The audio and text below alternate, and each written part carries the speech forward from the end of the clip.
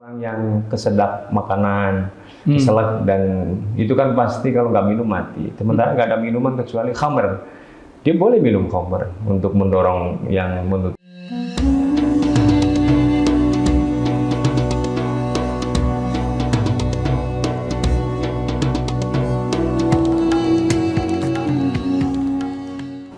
Assalamualaikum warahmatullahi wabarakatuh. Waalaikumsalam.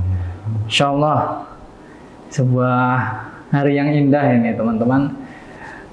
Kita dapat memulai acara sebuah program dari yang namanya Media Asromo, yaitu ngaji santri. Dan untuk hari ini alhamdulillah kita ada yang namanya kedatangan salah satu guru kita, yaitu Kiai Sofwan.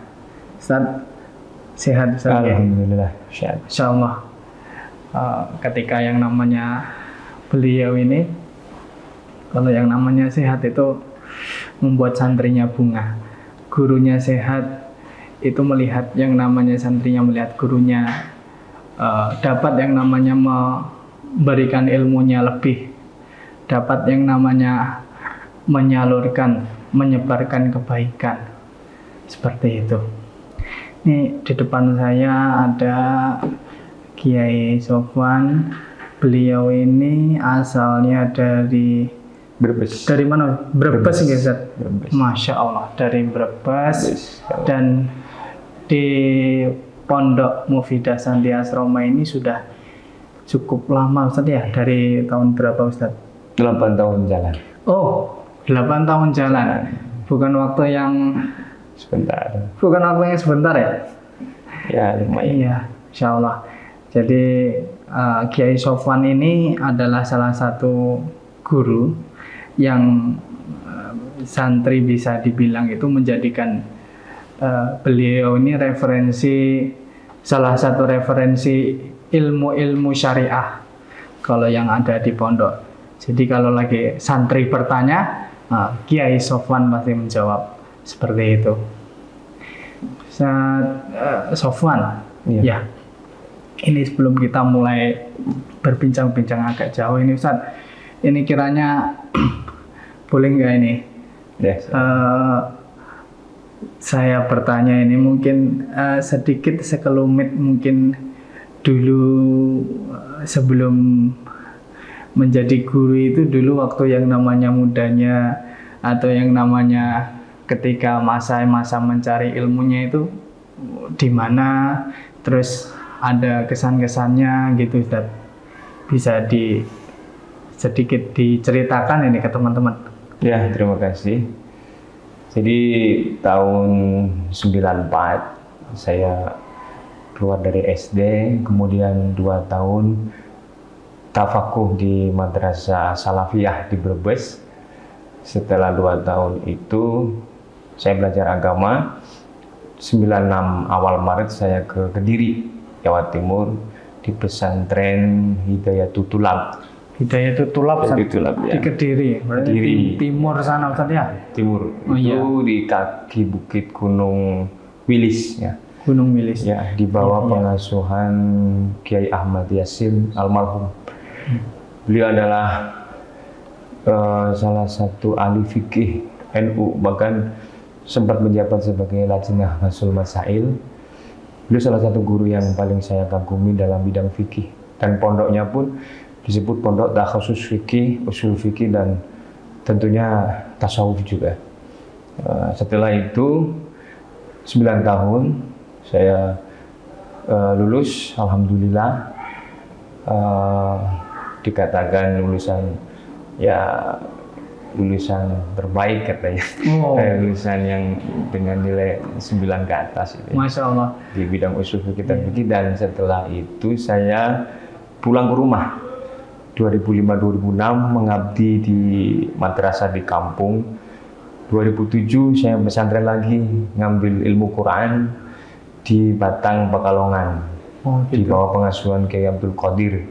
Beliau itu ngambil sanadnya dari Syekh Abu Sa'id, ulama Mekah yang 13 tahun di Mekah itu. Sanadnya ke sana. Kemudian 2008 awal saya ke Bandung mengambil sanad Quran kepada Mbah Izzuddin. Kiai Izzuddin itu muridnya Syekh Arwani Kudus di Cililin, Bandung. Iya, Syekh Arwani Kudus. Beliau muridnya Syekh Arwani Kudus. Ya. Kenapa saya ke Bandung sana? Karena saya tertarik bahwa beliau adalah muridnya Syekh Arwani Kudus. Jadi saya ingin bertemu langsung dengan muridnya, yaitu Kiai Izzuddin. Dan saya mentasyih Fatihah itu 10 hari. Waduh, itu Dinyatakan tidak lulus. Fatihah saya 10 hari. Ya, versi beliau. Ya. Jadi jangkanya itu berapa ini Ustaz? 10 kali itu? 10 hari itu saya setor Fatihah, belum dinyatakan lulus pokoknya. Ya, saya mentasmi dan mensetorkan Quran pada waktu itu. Ya nggak lama, berapa bulan saja. Ingin dapat sanad dari beliau, dari Syekh Arwani. Ya, gitu. Setelah itu 2008 akhir Desember saya mengajar di pesantren Bonang Majalengka, kemudian menikah dengan ibu sekarang, ibu yang sekarang orang Bonang Majalengka. Sampai dengan sekarang 15 tahun usia pernikahan. Masya Allah. Semoga ini Ustaz tetap langgeng ini. Amin. Sakinah mawaddah warahmah. Ya. Ilal jannah Ustaz. Amin. Ustaz ini tadi kan menyebutkan salah satu yang namanya antum tadi riwayatnya itu kalau nggak salah di Kudus itu di Syekh Arwani itu berarti sekarang kalau nggak salah di Pondok Yanbu Quran. Kalau itu putranya. Enggak, maksud saya di Bandung. Saya mengambil sanad dari Syekh Izzuddin, dan Syekh Izzuddin itu adalah muridnya Mbah Arwani. Oh, Mbah Arwani. Jadi saya ke Bandung itu karena ingin mengambil sanad terdekat. Sebenarnya saya juga punya guru Quran di Brebes, cuma beliau ke Mbah Arwani orang kedua. Kalau ini kan orang langsung yang pernah ketemu Mbah Arwani. Jadi Kiai Khairon di Brebes itu saya juga di sana setengah tahun setoran Al-Quran kepada beliau. Ya. Dan pada waktu di Syekh Abdul Qadir Batang Pekalongan 2007 itu saya setahun ziyadah 25 juz. Ya ziyadah, kalau mujkinya baru 15 ya. Waktu itu. Ya. Masya Allah, sangat yang namanya beragam-ragam guru, tapi istilah dalam keilmuan itu sanatnya tersambung semuanya Ustaz ya. Ya. Karena yang namanya ada di situ salah satunya Syekh Arwani itu Ustaz ya. Ya. Insya Allah. Ini Ustaz, ini santri-santri ini yang namanya ada pertanyaan Ustaz yang mungkin kita pelajari di sini, salah satunya itu ya kalau fikih itu kan ilmu syariah Ustaz. Yang sudah matang. Ini sudah matang. Yang mau kita tanyakan itu ilmu usul fikih. Kalau usul fikih, kalau fikih kan mengenai ibadah, mengenai seperti ini, mengenai seperti itu. Nah, yang mau kita tanyakan itu ilmu usul fikihnya Ustaz. Ya. Nah, usul itu kan asalnya, dasarnya, yang mendasari itu gitu Ustaz. Ya. Mungkin bisa sedikit minta di apa ini sama antum dijelaskan Ustaz, biar yang namanya ya ada sesuatu yang menarik nih, bukan hanya ilmu fikih saja. Ternyata ilmu fikih itu ada yang namanya sebelumnya ilmu usul fikih. Ya. Gitu. Monggo Ustaz. Makasih. Jadi usul fikih itu secara ta'rifnya, definisinya adalah ilmu tentang dalailul fikhi al-ijmaiyah. Jadi ilmu yang membahas tentang dalil-dalil fikih yang bersifat global, masih ijmal, belum furu'iyah. Jadi nanti di sana akan dibahas tentang asal-usul hukum fikih berdasarkan sumbernya dari Quran, Alkitab, As-Sunnah, hadis Nabi, kemudian ijma, dan yang terakhir kias. Tentunya kias itu dijadikan sebagai sumber hukum yang keempat dalam mazhab Syafi'i, walaupun dalam beberapa mazhab yang lain menolak. Kayak Al-Auza'i itu menolak kias. Kemudian ada beberapa ulama yang lain.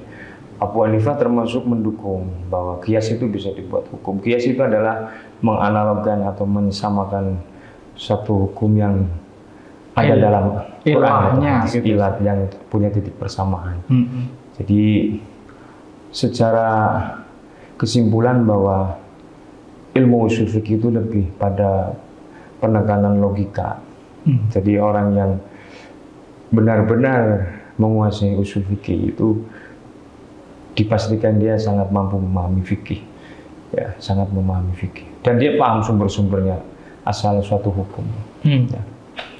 Contohnya gini Ustaz, kayak antum tadi nyebutkan kias gitu kan, dalam Al-Quran itu kan nggak disebutkan misalnya ganja itu kan, Ya. atau yang namanya ini kan dilarang, Ya. istilahnya apa, hashish gitu Ustaz. Ya, khusus. Tapi kan yang namanya di situ ada mudaratnya, yang mungkin istilahnya khobisat atau yang namanya barang kotor, sesuatu yang jelek, sehingga ilahnya itu kan bisa yang namanya apa ini menyebabkan ganja itu jatuhnya ke apa Ustaz, haram gitu. Iya. Jadi kalau ada orang nanya gitu, loh kok yang namanya kayak gini nih kan nggak disebutkan dalam Al-Quran gitu, karena nggak semua yang disebutkan dalam Al-Quran kan nggak semuanya jelas gitu. Ya. Gitu. Benar nggak Ustaz? Quran tidak menyebutkan secara merinci, ya. Artinya tidak semua disebutkan satu persatu afrod, satu mahkum alaih, sesuatu yang dihukumi. Jadi tinggal mensamakan atau membiaskan saja. Artinya bahwa kalau Quran itu menyebutkan semua secara detail, nanti habis Quran hanya untuk menyebutkan tentang satu hukum barang satu persatu. Ya tinggal menyamakan saja. Inilah yang diijtihadi Imam Syafi'i, karena beliau beliau adalah orang pertama yang meletakkan ilmu usul fikih, wadi, yaitu yang menciptakan usul fikih adalah beliau dengan kitabnya yang masyhur itu, ya, dan Risalah itu. Jadi usul fikih itu adalah salah satu ilmu yang sangat maha penting. Bisa dikatakan keulamaan seseorang itu masih dipertanyakan kalau belum menguasai usul fikih, atau belum mampu mengetahui tentang apa itu usul fikih. Karena dalam usul fikih juga ada pemahaman mafhum mukhalafah, mafhum muwafaqah. Nah, seperti itu. Ada istilah mafhum mukhalafah, mafhum muwafaqah. Ya. Nah, ini selanjutnya Ustaz, lebih ke mengerucut ini. Kadang yang namanya dalam keadaan-keadaan tertentu, keadaan-keadaan yang lagi sempit nih, itu kita itu diperbolehkan untuk melakukan sesuatu yang dilarang dalam agama Islam secara syar'i.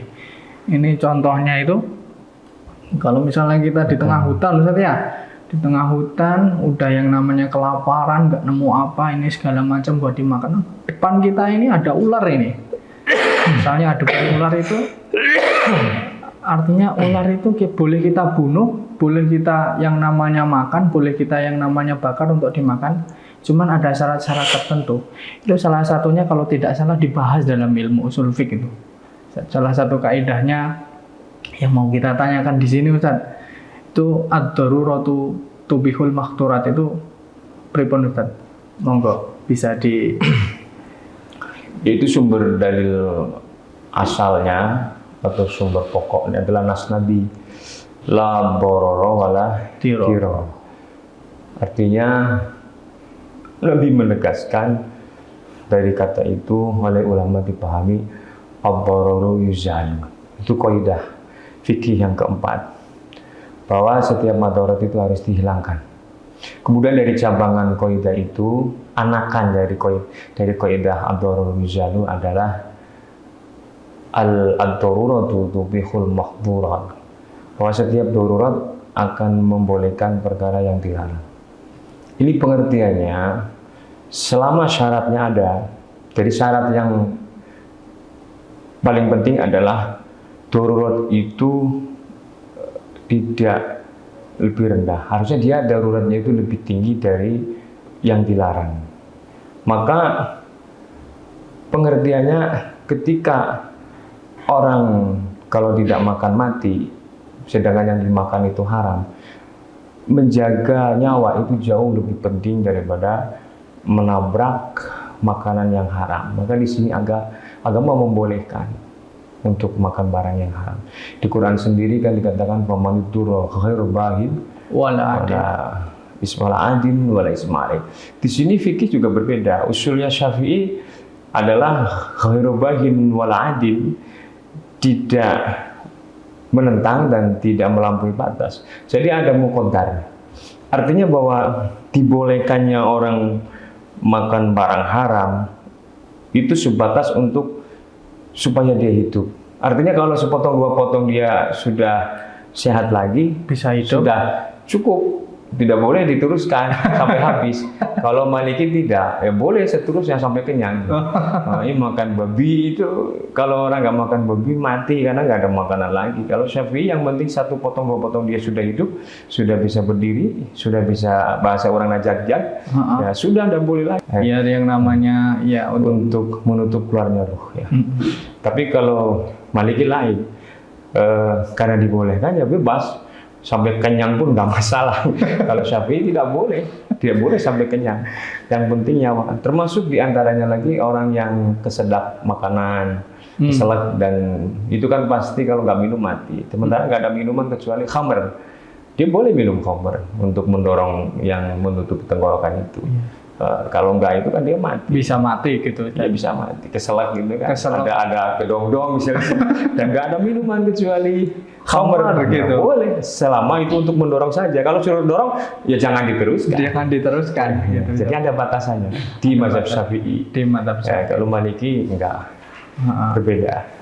Itu berarti kalau madzhab Maliki itu kita yang lagi kesedak misalnya makan pentol kok yang namanya mau pengen yang namanya dikunyah dulu ketelan gede lagi masuk dalam gitu kan. Terus ternyata di depannya cuma ada homer ini. Nggak tahu homer dari mana gitu kan. Cuma ada itu. Cuma nggak ada air. Nggak ada air. Nyari air juga, kiranya ada air juga kalau nyari keburu mati duluan. Keburu mati duluan gitu. Dan ketika yang namanya minum ini berarti boleh dilanjutkan nih homernya ini. Ya, secara Maliki membebaskan. Karena dari daruratnya. Tapi kalau Syafi'i tidak. Yang penting tujuannya adalah untuk menyelamatkan nyawa. Itu dalam masalah babi itu seperti itu. Di mazhab Syafi'i adalah tujuannya menyelamatkan nyawa. Jadi sekiranya dengan 1-2 potong daging babi sudah selamat, maka sudah tidak boleh untuk makan lagi. Tapi kalau Maliki sepuasnya boleh makan terus. Begitu Ustaz. Ya, ini berbeda dalam usul Syafi'i dan Maliki. Dalam usul Syafi'i Maliki. Ada mungkin contoh lagi Ustaz selain itu Ustaz. Kiranya yang harus dia menjaga hidupnya dalam keadaan. Ada banyak di fikih itu, usul fikih contoh-contohnya sangat banyak. Yang tentunya mungkin urgen di masyarakat kita gitu ya. Contoh sederhananya ada orang yang miskin, kelaparan, berhari-hari dia tidak punya makanan dan dia tidak bisa mengkonsumsi makanan karena memang kemiskinannya, sehingga benar-benar dalam keadaan terpuruk. Kemudian dia kan dalam keadaan darurat seperti itu, kalau dia nggak makan mati. Ini dia boleh mengambil bagian zakat. Ya, niatnya mengambil bagian zakat dirinya pada orang-orang kaya yang tidak membayarkan zakat. Niatnya seperti itu. Ini ada sangkut pautnya dengan kaidah yang pertama sebenarnya. Al-umuru bimaqasidiha, bahwa segala sesuatu di dalam agama itu tergantung niatnya. Jadi kalau niatnya mengambil hak berarti dia daruratnya dimaafu. Tapi kalau maling tetap maling ya. Niatnya mencuri ya tetap ada kisos.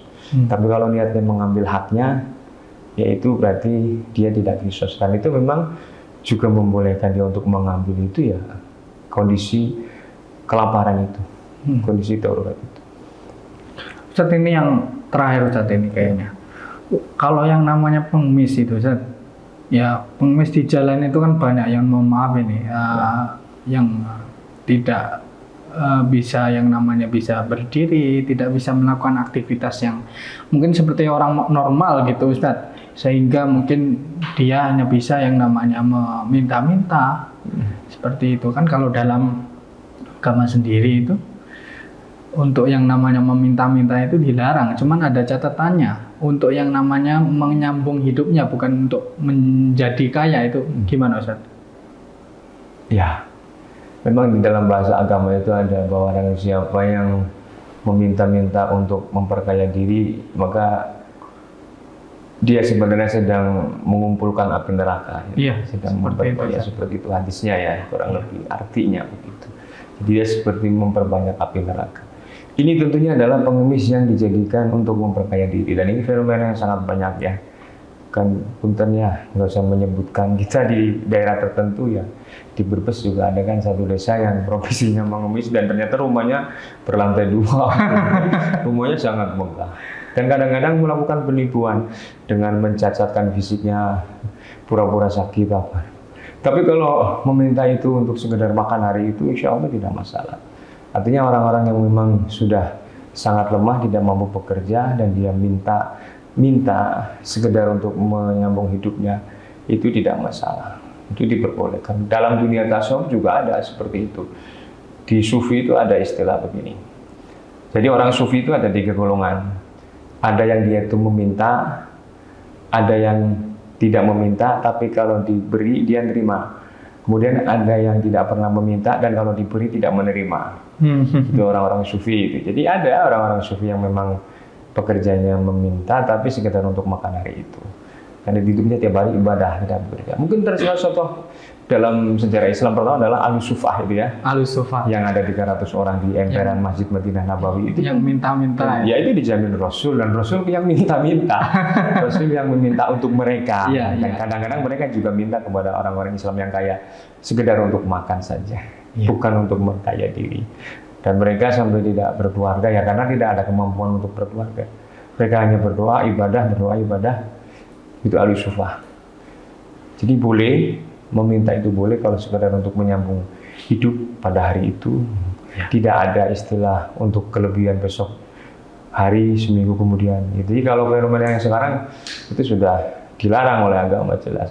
Oh, pengemis kok sampai punya duit 25 juta dalam kantongnya, itu sudah, ya itu terlarang dalam agama. Ya. Jadi tidak semua pengemis itu jelek dan tidak semua pengemis itu baik. Ya ada yang boleh, ada yang tidak boleh.